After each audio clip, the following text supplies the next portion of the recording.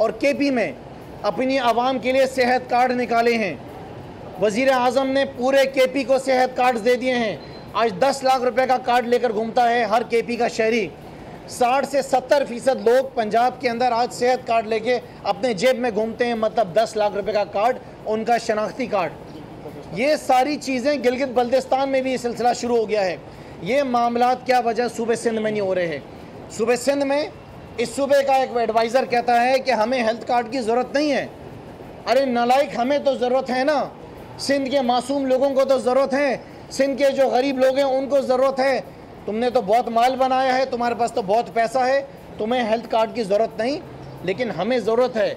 तो मैं आवाम को बताना चाहता हूँ कि अगर आज सूबे सिंध के अंदर हेल्थ कार्ड नहीं है तो उसकी वजह भी पाकिस्तान पीपल्स पार्टी है। पीपल्स पार्टी आज चीखें मार रही है कि उनके पास पानी नहीं मिल रहा है, पानी के ऊपर सियासत कर रहे हैं, पानी के ऊपर मुल्क भर में लोगों के अंदर नफ़रत पैदा कर रहे हैं, सिंध के लोगों के अंदर नफ़रत पैदा कर रहे हैं। सिंध के लोगों को हकीकत नहीं बता रहे कि ये जितना पानी है ये वडेरों के पास जा रहा है, ये जागीरदारों के पास जा रहा है, ये बड़े बड़े ज़मींदारों के पास सारा पानी जा रहा है। कैनाल के ज़रिए बड़ी बड़ी इन्होंने जो है शगाफ बना के लाइनें बनाई हुई हैं। ये सारी रिपोर्ट साबित कर रही हैं कि ये जितना पानी है ये ज़मींदार चोरी कर रहे हैं, ये पानी अपनी तरफ शिफ्ट कर रहे हैं। जो छोटे आबादगार हैं, जो छोटे ज़मींदार हैं, वो रो रहे हैं, सिंध के लोग रो रहे हैं। पूरे शहर कराची के अंदर अगर आपको पानी चाहिए तो वो टैंकर के ज़रिए मिलेगा। उसका इरसा से क्या ताल्लुक़ है आप बताएं? क्या ये अरबों रुपए की करप्शन नहीं है? पीपल्स पार्टी अगर सपोर्ट कर रही है तो अपने मिनिस्टर्स को कर रही है, अपने MNAs MPs को कर रही है, क्योंकि सारी ज़मींदारी इनकी है और किसी की है नहीं।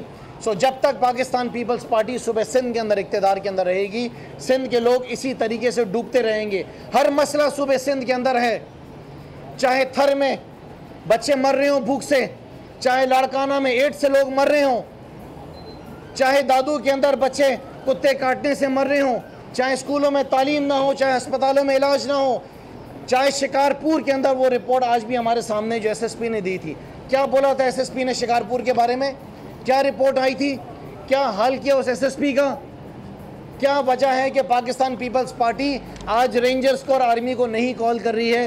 अंदरून सिंध के अंदर जहाँ पे कच्चे के इलाकों के अंदर डकैतों का राज है, जैसे कराची के अंदर कुत्तों का राज है, इसी तरीके से शिकारपुर के अंदर, दादू के अंदर जो है और कश्मीर के अंदर डाकुओं का राज है।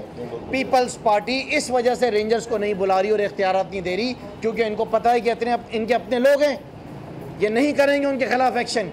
आज 2 हफ्ते हो गए हैं डाकुओं को भागने का मौका दिया हुआ है।